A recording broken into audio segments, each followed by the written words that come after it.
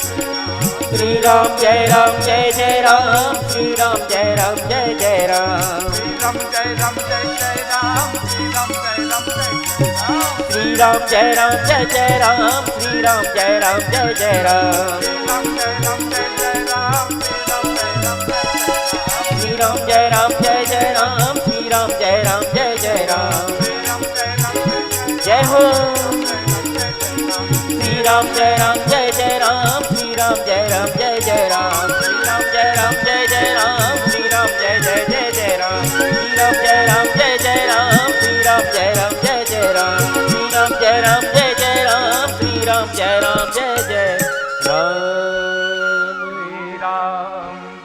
राम, जय जय राम, श्रीं रामं जयम रामं द्विर्जयम रामेव च त्रयोदशे अक्षरे महामंत्रे सर्वसिद्धि प्रदायक। ये 13 अक्षर का महामंत्र है। श्री राम जय जय राम। श्री बोलते हैं तो लक्ष्मी माता सीता माता प्रसन्न हो जाती है। राम बोलते हैं तो राम भगवान प्रसन्न हो जाते हैं। जय राम बोले तो जो राम को जय कर दिलवाया था वो लखन लाल प्रसन्न हो जाते हैं। और जय जय राम जो हर जगह भगवान राम की जय जयकार करवाते हैं वो कौन? हनुमान जी प्रसन्न हो जाते हैं। ये महामंत्र है। कलयुग में राम के नाम लेने से हनुमान जी प्रसन्न होते हैं और व्यक्ति भवसागर से तर जाता है।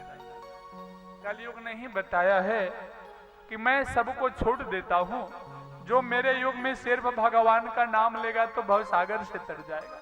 कोई यज्ञ पूजा पाठ कराने की आवश्यकता नहीं, श्रद्धा से नाम बस जपे, लेकिन नाम को बताने की तो आवश्यकता है, इसीलिए यज्ञ अनुष्ठान कराना जरूरी होता है। नाम से ही लोग तर जाते हैं कलयुग में।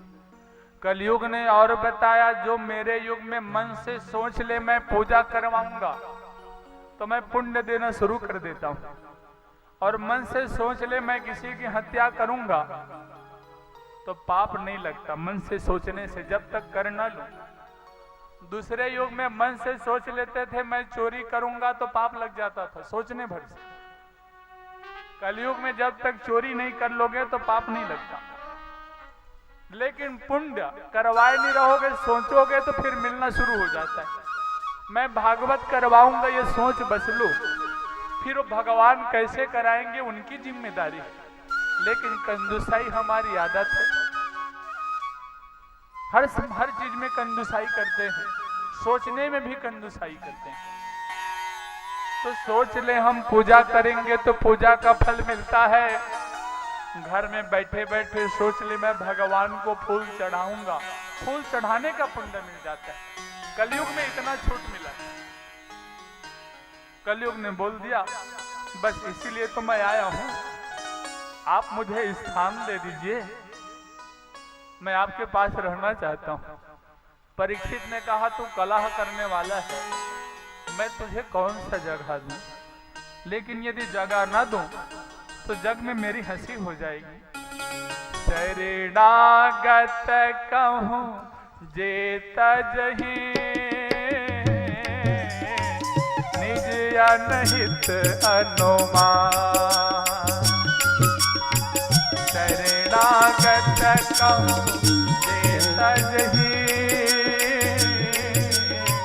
निज अनहित अनुमान।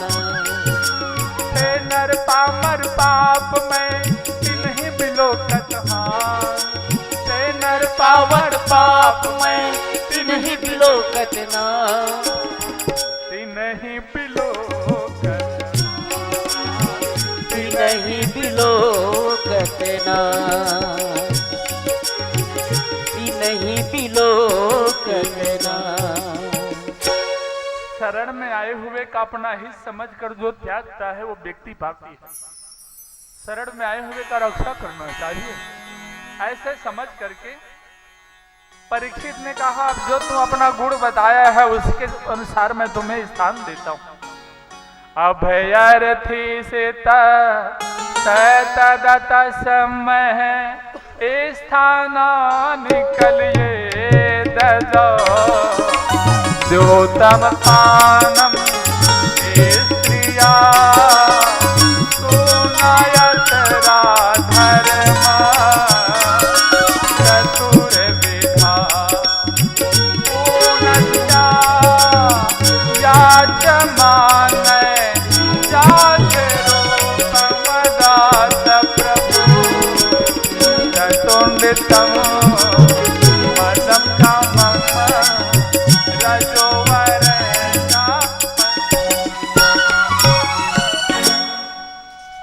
बोले भक्त और भगवान। परीक्षित ने बताया कलयुग तो तू 4 जगह पर निवास कर, जहां पर लोग शराब पीते हैं वहां पर निवास कर, जहां लोग जुआ खेलते हैं वहां निवास कर, जहां पर लोग मांस बेचते हैं मांस खाते हैं उस जगह निवास कर, जहां पर लोग वेश्यालय जाते हैं पर नारी से प्रेम करते हैं उस जगह पर निवास कर। समझदार व्यक्ति को इन चारों से दूर रहना चाहिए। शराब पीने से आदमी का तन धन परिवार बर्बाद हो जाता है। शराबी का पावर कम नहीं रहता। शराब पीने के बाद वो किसी को नहीं समझता है। एक बार एक शराबी मस्त शराब पीकर टुन था, बीच रोड में खड़ा था। राजा हाथी पर बैठकर आ रहे थे। शराबी बोला, ए रोक रोक, घोड़ा को कितना में बेचेगा? राजा समझ गया ये हाथी को घोड़ा बोलता है, माने ज्यादा पी लिया है। राजा ने सैनिक को बोला, पकड़ लो, कारागार पर डाल। कारागार पर उसे डाल दिए। दूसरे दिन सभा पर बुलवाया और बोला, क्यों रे, तू घोड़ा खरीदने वाला है और मैं घोड़ा बेचने वाला दिख रहा था। शराबी ने बोला, महाराज वो खरीदार कल था, रात को उतर के भाग गया। ये शराब का पावर है। गंदी नाली पर पड़ा रहता है शराबी, अपने आप को महाराजा समझता है। जितना पॉकेट पर रहे सबको लुटा देता है।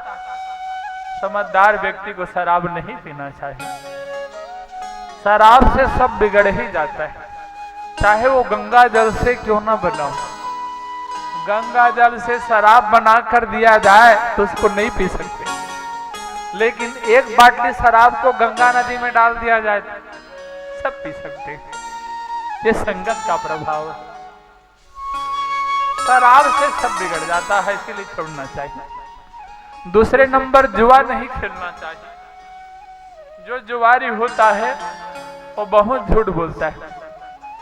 शराबी व्यक्ति को अभिमान ज्यादा रहता है, जुआ खेलने वाला झूठ ज्यादा बोलता है। कोई पैसा पाए या मत पाए, लेकिन जुआ खेलने के लिए पैसा का इंतजाम कर ही लेता है। और कहीं इंतजाम ना हो तो ससुराल में फोन लगाता है। ससुर जी को बोलता है, आपकी बेटी का तबीयत खराब है, अपोलो में भर्ती है, आपका क्या विचार है? ससुर जी बोलता है 10-20 हजार है बेटा, हाँ उतना ही कोई अकाउंट में डाल दीजिए, काम चल जाएगा। तो ये जुआरी का रोल। मांस खाने वाला भी क्रूर हो जाता है। जो रोज जीव को मार रहा है वो तो क्रूर हो गई, निठुर हो जाता है। मांस खाने वाला, मांस करने व मारने वाला दोनों कसाई होते हैं। तो यदि जीवन जीना चाहते हो तो मांस नहीं खाना चाहिए। जब भगवान शरीर बनाए तो 2 प्रकार के ईंधन लगा दिए, एक मांसाहारी इंजन और एक शाकाहारी इंजन। जैसे गाड़ी बनाने वाले कंपनी गाड़ी बनाती है तो पेट्रोल डीजल इंजन अलग अलग बना देती है। पेट्रोल इंजन में आप मिट्टी तेल को डाल दोगे तो इंजन खराब हो जाएगा। वैसे शाकाहारी इंजन में मांस को डालोगे तो खराब हो जाता है। मांस खाने वाला व्यक्ति ज्यादा बीमार पड़ता है और जल्दी मरता है। साग भाजी खाने वाला आदमी स्वस्थ रहता है। साग भाजी खाने वाली गाय है, कम बीमार पड़ती है, उनकी आंख खराब नहीं होती, गाय कभी चश्मा नहीं लगाती कि लगाती है? ये शाकाहारी का कमाल है। तो शाकाहारी रहना चाहिए। और जीभ से जो पानी पीते हैं ना, वो मांस खाने वाले हैं। कुत्ता, बिल्ली, शेर ये जीभ से पानी पीते हैं, होंठ लगाकर पानी पीते हैं। चाहे गाय हो, बैल हो, हाथी हो, तो ये सब होंठ लगाकर पानी पीने वाले शाकाहारी हैं। सबसे बड़ा शरीर वाला हाथी कभी मांस नहीं खाता, भूख मर जाएगा, और आदमी मांस खाता है। चौथे नंबर में पर नारी से प्रेम नहीं करना चाहिए।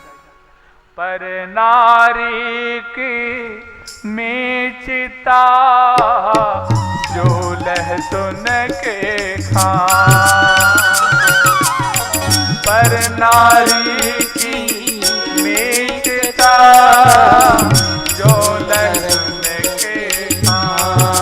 कोने बैठे खाइए प्रकट होत महान, कोने बैठे खाइए प्रकट होए भगवान, प्रकट होए महान। पर नारी से प्रेम करते हैं तो लहसुन के खान की तरह है। लहसुन खाया हुआ आदमी कितनों भी छिपाए तो मुंह से बदबू आई जाती है। पर नारी से प्रेम करने वाला व्यक्ति कितनों भी छिपाए तो कभी न कभी पकड़ में आ ही जाता है। कलह का वास है। पर नारी से प्रेम करना चाहिए तो दो ही पर नारी से प्रेम करो। कबीरदास ने बताया, जो व्यक्ति पर नारी से प्रेम नहीं करता और पर नारी को गले नहीं लगाता, वह व्यक्ति नरक को जाता है। पर नारी से प्रेम करे पर प्रिय गले लगाए, पर नारी से प्रेम करे पर प्रिय गले लगाए। इन दोनों से जो बिसरे वो नरक धड़ा धड़ जाए, इन दोनों से जो बिसरे वो नरक धड़ा धड़ जाए, नरक धड़ा धड़ जाए, नरक धड़ा धड़ जाए। कबीरदास जी बोलते हैं, जो व्यक्ति पर नारी से प्रेम नहीं करता और पर नारी गले नहीं लगाता और सीधा नरक जाता है। और इसका सीधा शाब्दिक अर्थ लगा दिए ना तो दे देना दे। इसका अर्थ क्या है? गंगा मैया पर नारी है। जो व्यक्ति गंगा मैया से प्रेम नहीं करेगा, डुबकी नहीं लगाएगा, तो नरक नहीं जाएगा तो स्वर्ग जाएगा क्या? तुलसी माता पर नारी है, विष्णु भगवान की प्राण प्रिया। तो जो व्यक्ति तुलसी माता को गला नहीं लगाएगा, दीक्षा लेते थे, तुलसी की माला देते थे। 3 प्रकार के गुरु बनते हैं, एक माला गुरु, दूसरे मंत्र गुरु और तीसरे स्पर्श गुरु। यदि आप बिल्कुल मंत्र पढ़ने जपने की स्थिति में नहीं हो, एकदम मूर्ख हो, तो माला गुरु बना लो और गले में कंठी लगा लो, तुलसी माला, गुरु जी बन गए, आनंद है जीवन में। और कुछ मंत्र जपने की शक्ति है तो ब्राह्मण गुरु बनाओ, मंत्र देने वाले, उस मंत्र का जाप करो। और यदि आप साधक हो तो कोई साधक को गुरु बनाओ और उनके स्पर्श से शक्ति ले लो। 3 प्रकार के गुरु बनते हैं। पर नारी को प्रेम करना है तो गंगा मैया और तुलसी, फिर किसी से नहीं करना चाहिए। 4 स्थान परीक्षित ने कलयुग को दे दिया। कलयुग ने बोला, यहाँ मैं पहले से रहता हूँ महाराज, कोई बढ़िया अच्छा जगह दे देते तो मैं भी आनंद मना लेता। अच्छा, परीक्षित ने विचार किया, निवेदन कर रहा है, कौन से जगह दूं? परीक्षित ने कहा, ऐसे करो, चलो सोना में बैठ जाओ। कलयुग खुश हो गया और 5वां स्थान सोना को पा गया। सोना के कारण बैर बढ़ता है। अब सब जगह सोना चाहिए। पूजा पाठ करवाओगे तो बिना सोना की मूर्ति की प्राण प्रतिष्ठा नहीं होती। यदि सोना को जमीन के अंदर गाड़ दो तो सोना में जीव पड़ जाता है। यहाँ गाड़े हो 12 साल के बाद खुदाई करोगे तो कहीं और चला जाता है। पहले के राजा महाराजा गौठिया बाबर लोग अपने घर के सोने हीरे चांदी जवाहरात को घड़ा में भरकर जमीन के नीचे गाड़ देते थे। वह घड़ा में जीव पड़ जाता था और वो चलते चलते कहीं और चला जाता था। ये सोना में गुरु, कलयुग का वास है सोना में। कलयुग को सोना में स्थान मिला, बहुत खुश हुआ। पहले अटैक राजा परीक्षित हो गया। क्योंकि इनके मस्तक पर स्वर्ण मुकुट जरासंध का मुकुट था, पापी राजा का। अर्जुन जिसे मार करके लाए थे वही मुकुट को ये लगा कर आए थे। मुकुट पर आसीन हो गया। राजा परीक्षित कलयुग को स्थान देकर आगे बढ़े। कलयुग चाह रहा था ये राजा मिट जाए तभी मेरा शासन इस भूमंडल पर फैलेगा। कलयुग ने राजा परीक्षित की बुद्धि को फेर दिया। परीक्षित प्यास से तड़प रहे थे। समीक ऋषि के आश्रम पर गए, ध्यान लगाकर नयन मुंद कर ऋषि श्रेष्ठ विराजे थे, प्रभु का मंत्र जाप कर रहे थे। परीक्षित को अभिमान हो गया, कलयुग के कारण मैं इस पृथ्वी का चक्रवर्ती सम्राट इसके कुटिया पर आया हूं और यह ढोंगी साधु नयन मूंद कर बैठा है, न अर्घ देता है न जल देता है, ये मेरा अपमान करता है। ऐसे दुराचारी ढोंगी साधु का मैं ऐसे अपमान करूंगा, आज तक किसी ने नहीं किया है। तो कलयुग में साधु संतों का अपमान होगा, चाहे वो जैसे भी रहे, अच्छे रहे या गलत रहे। कलयुग में अच्छे साधु संत को पहचानना भी खराब है, समझ में नहीं आता कौन अच्छे हैं और कौन बुरे हैं, तो ये परख करना भी कठिन है। तो संत का अपमान कलयुग में होगा ही, ये इसको कोई बचा ही नहीं सकता। कलयुग ने पहले काम क्या किया? संतों का अपमान किया, परीक्षित की बुद्धि को भ्रष्ट कर दिया। परीक्षित बाण लिए और एक मरे हुए सर्प को बाण से उठाए और समीक ऋषि के गर्दन पर माला लगाकर पहना दिए। परीक्षित अट्टहास करते हुए आ गए, अच्छा ढोंगी साधु का मैंने सम्मान किया कहकर। इधर जब मुकुट को उतारे तो इनकी बुद्धि आए, इन्होंने कहा मैंने क्या कर दिया? अरे कम से कम वो पूजा पाठ तो करता है, ढोंगी रहे या जो भी रहे, जीवन में कभी तो कभी पूजा पाठ करता है। जब सब कोई संसार में रहने का जगह है तो मैंने उस संत का अपमान क्यों कर दिया? कामी क्रोधी लालची इन सबन को ठोर, कामी क्रोधी लालची इन सबन को ठोर, और नहारी भक्त को जगत राम खोर, और नहारी भक्त को जगत राम। कामी क्रोधी लालची सबका सम्मान होता है इस संसार में, लेकिन जो भगवान का भक्त है उसका अपमान होता है। ये संसार हराम खोर, जगत हराम खोर है। परीक्षित को ध्यान आया मैंने अपमान कर दिया। परीक्षित पश्चाताप किए। कोई अपराध करने के बाद पश्चाताप करोगे, कलयुग में तो पाप आधी हो जाती है। कलयुग ने यह भी छोड़ दिया है। समीक ऋषि के पुत्र श्रृंगी को ऋषि बालकों ने बताया, यार तुम्हारे पिता का किसी ने बहुत अच्छा स्वागत किया है, आज तक किसी संत का नहीं हुआ है। श्रृंगी दौड़ कर आया, पिता के गर्दन पर मरे हुए सर्प को देखकर बहती हुए गंडकी नदी पर खड़ा होकर श्राप दे दिया। अरे जिस दुराचारी राजा ने मेरे पिता के गर्दन पर मरे हुए सर्प को डाला है, आज से 7वें दिन यही सर्प जीवित होकर उसे डस लेगा और नष्ट हो जाएगा। ब्रह्म वाक्यम जनार्दनम विप्र वचन तिनि जन्म प्रमाण। ब्राह्मण का वाक्य भगवान का वाक्य होता है। बालक ने शराब दे दिया और अपने पिताजी के सामने रोने लगा। समाधि टूटी। समीक ऋषि ने कहा क्या हो गया? बालक ने बताया, पिताजी आपके गर्दन में देश राजा ने मरे हुए सर्प को डाला था, मैंने उसे शराब दे दिया, आज से 7वें दिन यही सर्प उसे डस लेगा। समीक ऋषि ने कहा, अरे मूर्ख बालक क्या कर दिया? धर्मात्मा राजा को मरने का शराब दे दिया। इसीलिए कहा गया है कि अयोग्य को ज्यादा योग्यता नहीं देनी चाहिए।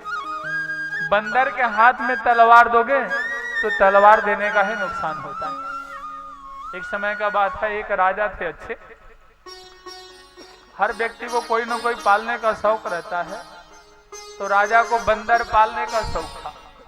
राजा बंदर पाल लिए थे, और बंदर तो होशियार होते हैं। बंदर मतलब मनुष्य के समान, इसीलिए तो बंदर को वानर कहा जाता है। वाह माने जैसा, और नर माने नर जैसा। वानर मतलब नर जैसा, जो नर के समान रहता है उसको वानर कहते हैं। बंदर अच्छा पढ़ा लिखा बन गया, राजा सिखा दिया ऐसा कर वो कर, वो सीख गया। मंदारी आता है, बंदर न चाहते तो इतना सिखा दिया रहता है, लंका कैसे कूदते हो, डंडा फैला दिया, वो कूद के बता देते। बंदर होशियार था, राजा जहां जाते थे लेकर जाते थे। राजा जंगल में मृगा खेलने को गए थे, थक गए, नींद आई, तो राजा ने तलवार बंदर को दे दिया और बोला तू मेरी रखवाली करना, यहाँ शत्रु लोग आते रहते। और राजा सो गया। मक्खियां झुंड के झुंड आई और नाक पर बैठ गई। बंदर बार बार भगाया, है राजा का मैं मंत्री हूं और हाथ में तलवार हूं, मैं बोल देता हूं भाग जाओ, नहीं तलवार चला दूंगा। अब मक्खियां भगने वाली थोड़ी। बार बार बंदर भगाता था, फिर मक्खियां आ जाती थी। तब बंदर गुस्साया और चला दिया तलवार। मक्खियां भग गई और राजा की नाक कट गई। तभी तो कहा गया बंदर के हाथ तलवार। अयोग्य को ज्यादा योग्यता देने से ऐसी दुर्गति हो जाती है। समीक ऋषि ने पश्चाताप किया कि बेटा तुमने क्या कर दिया। समीक ऋषि राजा दर्शन करने के लिए परीक्षित के राजभवन पर गए। परीक्षित ने उस ऋषि को देखा, अर्घ दिया, चरण धोया, निवेदन किया महाराज मुझे माफ कर दीजिए। समीक ऋषि ने कहा राजन तुम अपराधी नहीं, कलयुग ने तुम्हारे बुद्धि को भ्रष्ट कर दिया था। तुम आखिरी धर्मात्मा राजा होगा, इसके बाद कलयुग में कोई धर्म का बात नहीं करेगा। राजा बनेंगे और कोई धर्म का बात कर देंगे तो सेकुलर हो जाएंगे।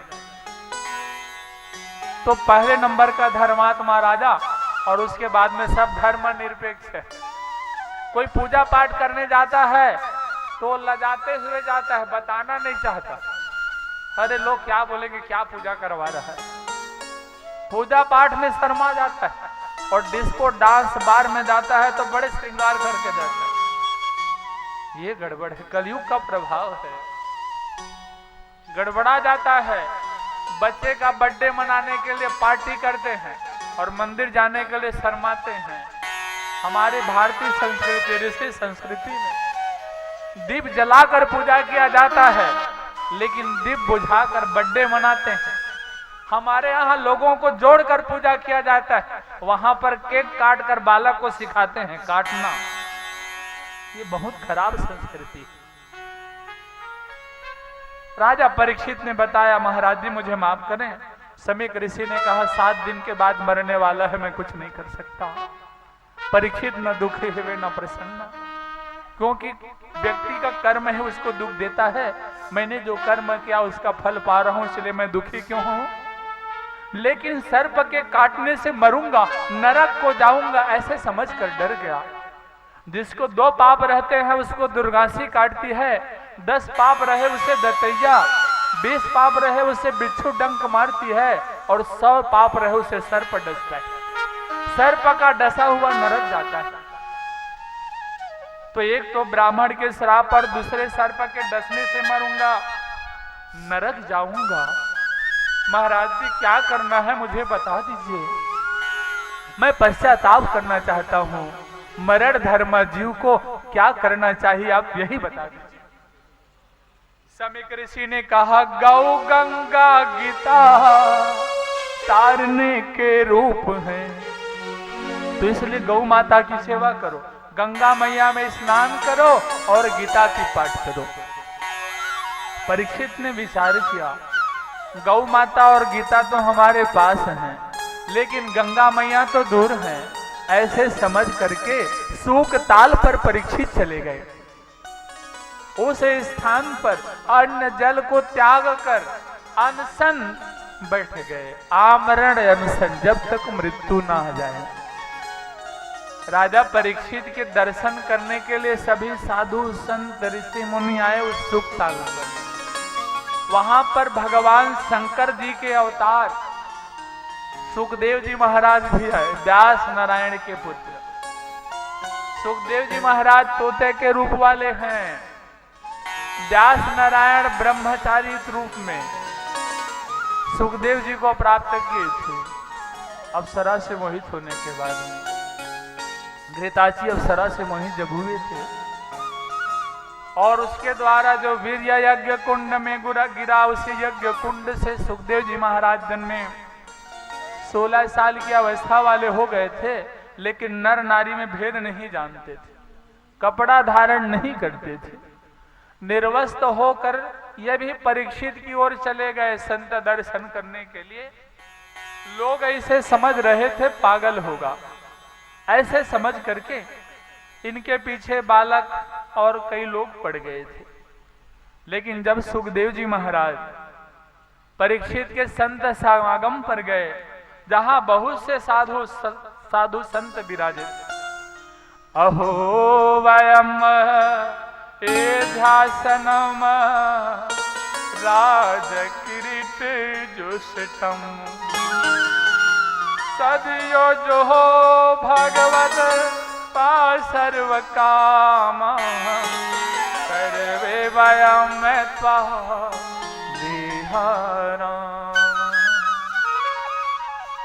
परमहंस सुखदेव जी महाराज के मुखमंडल से दिव्य तेज निकल रहा था।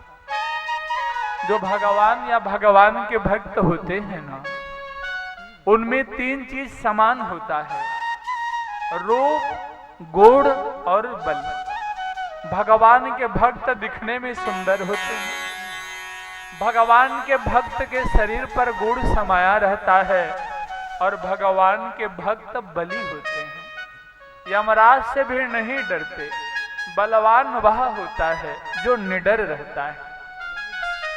परमहंस सुखदेव जी महाराज गए तो इनके पिताजी व्यास नारायण आसन से उठ गए, इनके दादा पराशर जी आसन से उठ गए, ब्रह्मा जी के पुत्र और भगवान राम के गुरु वशिष्ठ आसन से उठ गए, अनसुईया के पति अत्रि जी महाराज आसन से उठ गए, गौतम ऋषि आसन से उठ गए, कण्व ऋषि आसन से उठ गए, गालव ऋषि आसन से उठ गए, मांडव्य ऋषि आसन से उठ गए।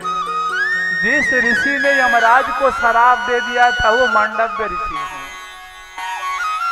मांडव्य ऋषि की बहुत महत्ता है, बहुत प्रतापी ऋषि हैं। जब मांडव्य ऋषि इस लोक को छोड़कर यमलोक पहुंचे तो यमराज ने चित्रगुप्त को बोला, देखो तो इसका पाप पुण्य कितना है। चित्रगुप्त ने बताया, ये ऋषि तो धर्मात्मा है, लेकिन 5 साल के जब बालक थे तो एक पतंगा को पकड़ लिए थे, पूंछ वाला पतंगा होता है, उड़ता है, और उसके पूंछ पर कांटा डाल दिए थे, तड़प तड़प कर पतंगा मरा है। अच्छा, ये पाप किया है। यमराज ने बोला, इसके मूल द्वार को सूली लगाओ और मुख से निकाल दो, दंड तो सबको मिलना चाहिए। यमराज ने सूली को चढ़ा दिया। जब ऋषि को सूली पर चढ़ाया गया, मांडव्य ऋषि ने कहा, अरे यमराज, तुझे यमराज किसने बनाया? जीवन भर पुण्य कमाया, एक कांटा चुभाया था, उसका पाप नहीं मिटा है। शूद्र कहीं का, तू शूद्र हो जा। तो वही यमराज बाद में शूद्र बनकर विदुर बनकर अवतार लिए, जिनकी विदुर नीति जग प्रसिद्ध है। यमराज क्षमा मांगा, मुझे माफ कर दो। मांडव्य ऋषि ने कहा, तुम भगवान के परम भक्त बनोगे, भगवान की सेवा करोगे, तुम्हारी सदगति हो जाएगी। लेकिन आज के बाद 5 साल से छोटे बालक जो भी पाप करे उसका लिखा पढ़ी मत करना। तो यमराज ने बंद कर दिया। 5 साल से छोटे बालक कोई भी पाप करते हैं उसका पाप नहीं लगता है। मांडव्य ऋषि ने अच्छा किया। ऐसे मांडव्य ऋषि भी बैठे थे। परम सुखदेव जी महाराज को सब देख कर उठ गए। ज्ञान वृद्धो नासति वृद्धा बलवृद्धो नासति वृद्धा धनवृद्धो नासति वृद्धा बलवृद्धो नासति वृद्धा ज्ञानवृद्धो वयोः वृद्धा।